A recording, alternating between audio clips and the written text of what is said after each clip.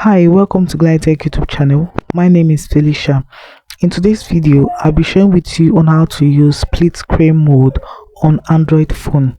To use split screen mode on Android phone simply means to use two apps at the same time in an Android phone. So the first thing you have to do is to go to your settings. So scroll gently on your settings, click on advanced feature, click on multi-window. So right here you're going to see the option that says swap for split screen. This will make it faster for you. It does not mean that if you do not turn this toggle that you cannot still have a split screen mode, but with this it is more faster.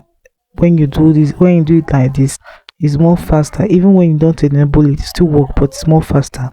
So now let's go to my TikTok. So right here I'll just have to swap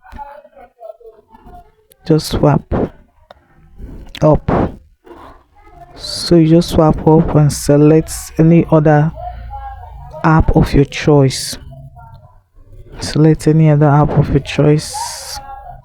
Let me go. Which app am I going to add now? Let me just simply go ahead and add